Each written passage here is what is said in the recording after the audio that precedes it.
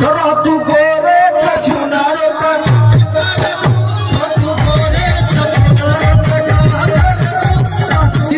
तू गोरे छछुनारो तका कर तू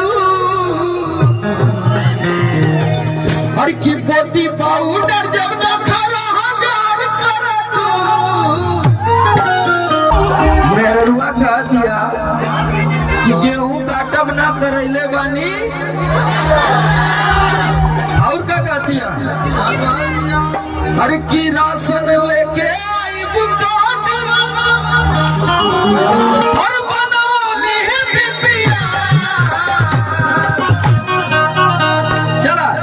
तो गेहूं काटब ना करौले बानी फसिया गेहूं काटब ना करौले बानी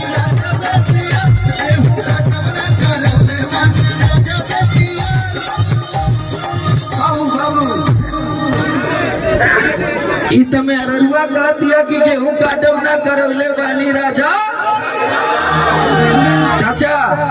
लेकिन मर्दा का कहता कि रह तू गोरे छछुनारो तका कर तू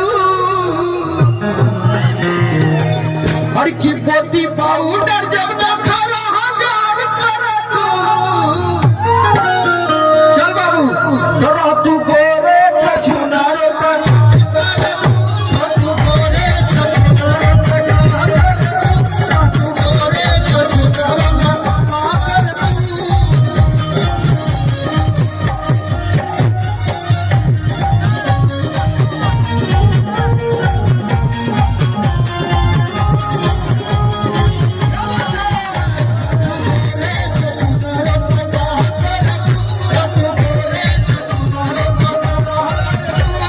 आराम से भैया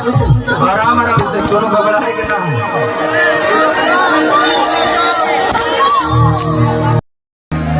यूपी बिहार का कोनो घर ऐसा हो जोने घर में छठ पूजा ना होला होला कि ना भैया हाँ हर घर में ना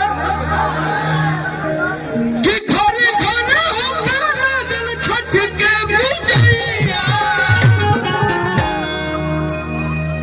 और एक बार फिर से हम चाहेंगे कि हाथ उठा के जितना भी यूपी बिहारी लोग हुए हमारे उत्तर भारतीय भाई लोग सब लोग हाथ उठा के लगे के चाहिए कि ना है ना चला कि लचके लबहगी झूमे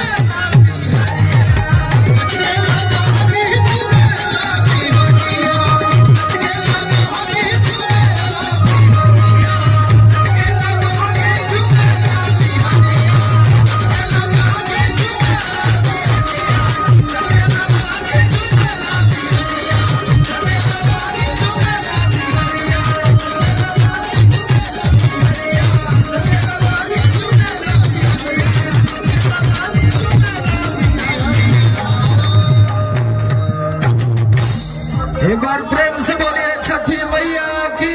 जय। ओम नमः पार्वती पते हर हर महादेव। और मैं रमेश भैया को माइक दूंगा।